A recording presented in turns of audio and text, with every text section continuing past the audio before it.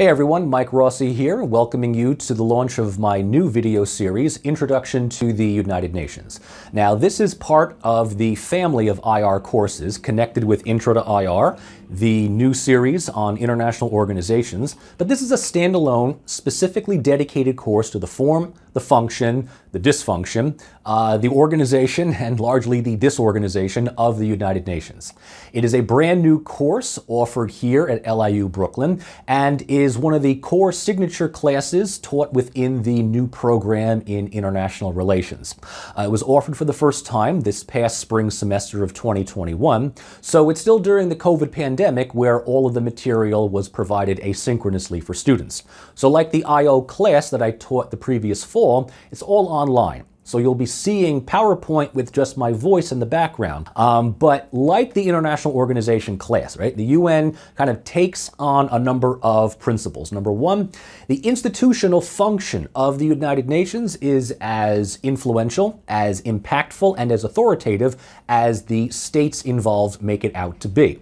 But more specifically, right, there is this clash between the General Assembly's 193 member states and 5 disproportionately influential countries in the Security Council that oftentimes make the UN a tool for its own foreign policies and national agendas. So whereas the IO class kind of looks more broadly at the idea of institutionalism providing kind of medium for a number of states to meet, communicate, and compromise at the international level, the UN is sort of caught in this balance between great power politics and an effort to create a larger, more inclusive international society. Now, I'm sure that you know that the United Nations has its faults, it has its problems, its bureaucratic dysfunctionalities. And this class is not meant to bash the UN, nor am I trying to let you know that the UN is the greatest thing that we have. More likely, I'm here to tell you the UN is what we have. It's the best thing that we have so far, and if anything else, the UN is a growing, evolving, organic institution. One of the most important things to note is that the UN really took on the role of an international guiding institution beginning around 1990.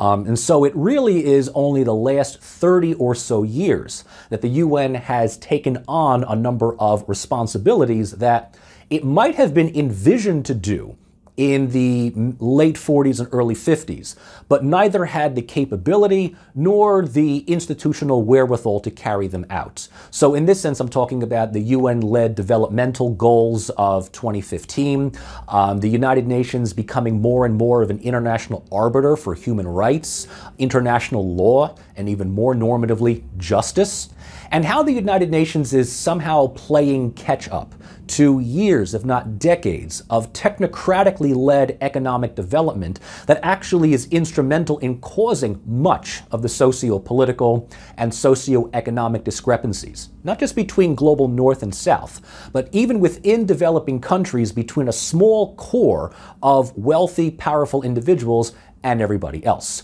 So while the United Nations is not going to solve all of the world's problems, the thing to take away from these lecture series is that increasingly global challenges are transnational as they are pandemic. The fact that I'm recording this still within a global pandemic like COVID leads one to conclude that organizations like the UN kind of have the responsibility of addressing issues that not one state has the authority nor the resources to handle. And so by default, the UN is that global institution that, at the absolute least, raises awareness for what needs to be done. And in the second half of these lectures, we're going to really talk about this normative sense of things that have to be done or should be done in things like climate change, environmental preservation, the rights of women, minorities, political refugees, the threat of global terrorism, the depletion of natural resources, the scramble for key resources like water, minerals, fossil fuels. All of these things require the UN, at the absolute least, to provide some kind of coordination, some kind of moral guidance. And it is up to states to decide whether they want to adhere to policies like the Paris Climate Accords or not. States oftentimes take decisions at their own risk. These are things that we're going to be discussing within this class, and like the International Organization class, it is an undergraduate level course that serves as an introduction to the subject, and those who are interested in learning more about the UN or even working there are encouraged to take the material from this class and apply it to more advanced studies or even pursue professional careers, beginning in internships and hopefully working in one of the UN circles.